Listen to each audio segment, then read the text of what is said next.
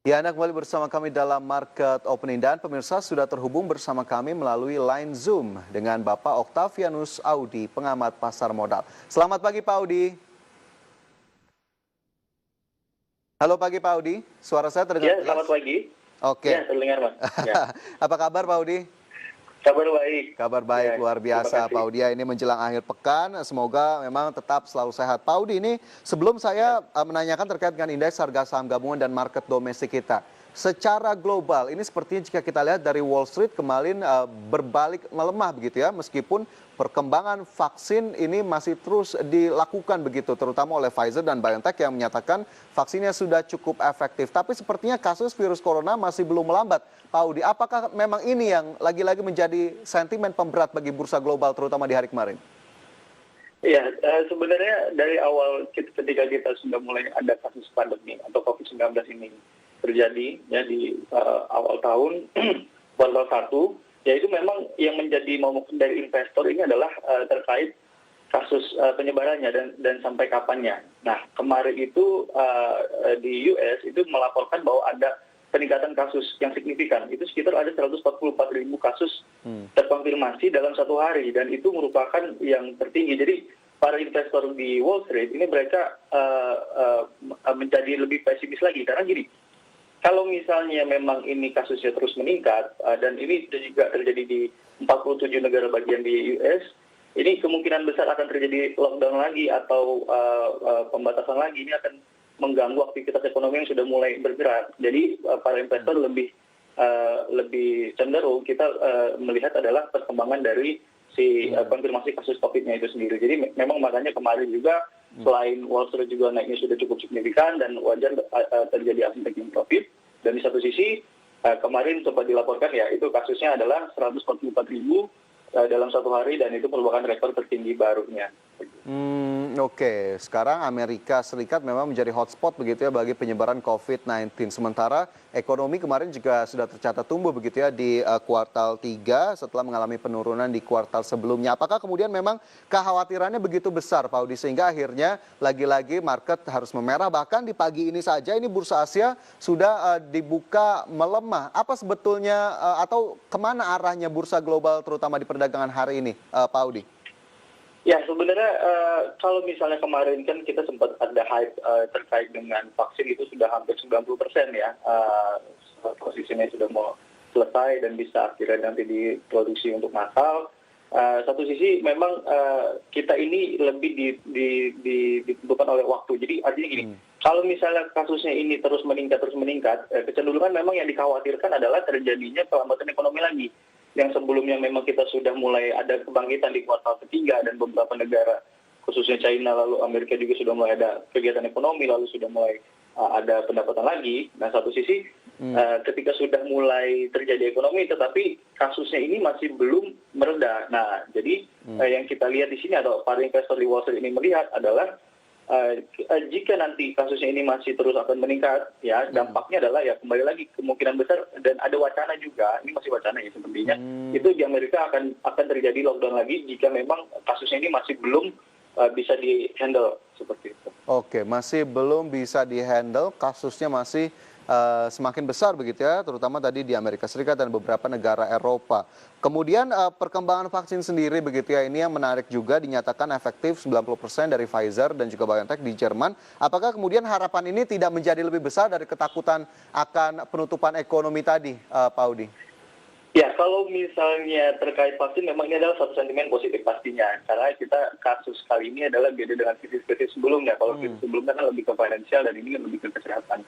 Nah, dari beberapa peneliti, dari beberapa yang saya sudah baca jurnalnya, memang menyatakan bahwa ketika vaksin ini sudah ditemukan, untuk kita mengakselerasi atau kita membagikan ke seluruh dunia, ya salah satunya atau bahkan satu negara aja deh, untuk kita bisa mendapatkan semua penduduknya mendapatkan vaksin tersebut, itu butuh waktu yang sangat panjang.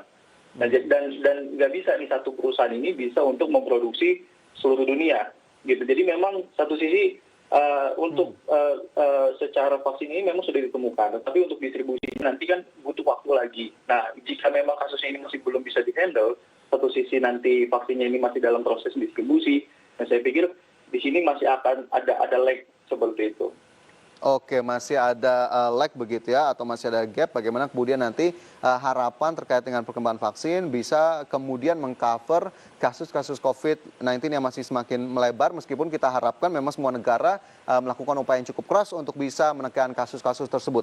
Kemudian dari global saya ingin bergeser ke domestik sendiri, Pak Audi. Kemarin kita lihat IHSG kita memang tertekan, aksi jenuh beli sepertinya menjadi sinyal yang cukup kuat dari indeks harga saham gabungan kita. Apakah kemudian memang profit taking masih terus dilakukan oleh investor baik asing ataupun domestik, Pak Audi, sampai dengan hari kemarin? Ya, kalau kita melihat sepanjang bulan ini dulu deh, dari November ini, ya ini sebenarnya asing ini masih melakukan net buy ya di pasar kita di IHSG. Nah, dan salah satu incerannya memang adalah perbankan. Itu yang terbesar adalah ada BBRI dan BCA. Nah, jadi saya pikir adalah wajar sekali jika memang terjadi aksi profit taking, ya, di mana kalau kita lihat contoh di salah satu adalah BBRI. BBRI itu selama 2 pekan terakhir itu naiknya sudah cukup signifikan juga.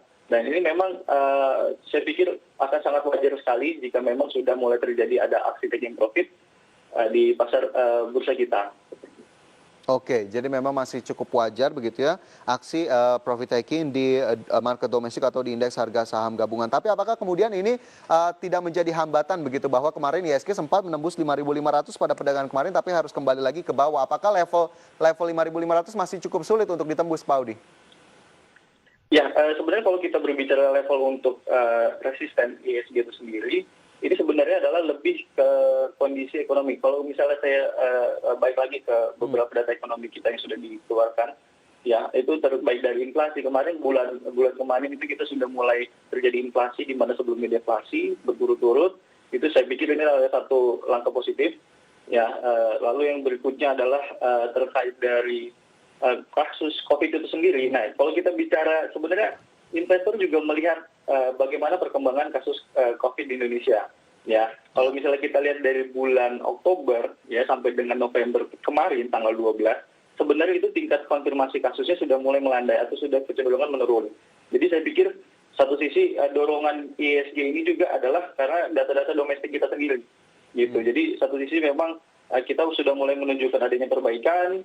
Ya, lalu kemarin juga GDP kita walaupun kita negatif, tapi kita sudah mulai ada peningkatan. Jadi saya pikir di sini adalah penopangnya. Cuman kalau untuk resisten sendiri IHSG, ya apakah akan kuat menembus 5.500? Saya pikir ini masih sangat memungkinkan sekali. Karena kalau kita lihat dari data-data yang sudah ada, gitu ya, ini adalah menunjukkan memang kondisi kita ini sudah mulai membaik dan sudah mulai ada peningkatan. Jadi saya pikir 5.500 ya mungkin untuk saat ini, karena kita naiknya sudah sangat signifikan sekali dalam 1 minggu terakhir atau 2 minggu terakhir.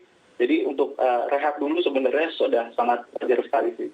Oke, masih sangat mungkin untuk menembus level 5.500, tapi untuk hari ini saja dari proyeksi Anda, Pak Audi, apakah kemudian kembali berakhir di zona merah atau justru ada penguatan tipis di hari ini?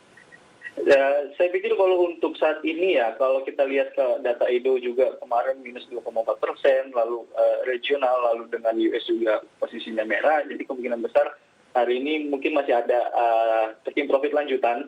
Cuman ini sebenarnya sudah mulai terbatas ya, jika memang untuk saat ini, untuk level supportnya sebenarnya yang cukup menarik untuk IHSG saat ini adalah di level 5.300 sampai dengan 5.400. Sebenarnya ini masih rentang support yang cukup kuat untuk saat ini. Oke, masih rentang support cukup kuat 5.300 hingga 5.400, meskipun kita tahu memang dari Kamis, Jumat dan juga hingga Rabu kemarin IHSG terus-menerus menguat, sepertinya koreksi wajar. Ini menjadi satu hal yang tidak bisa kita elakkan begitu ya, menjadi aksi profit taking dari para investor. Baik.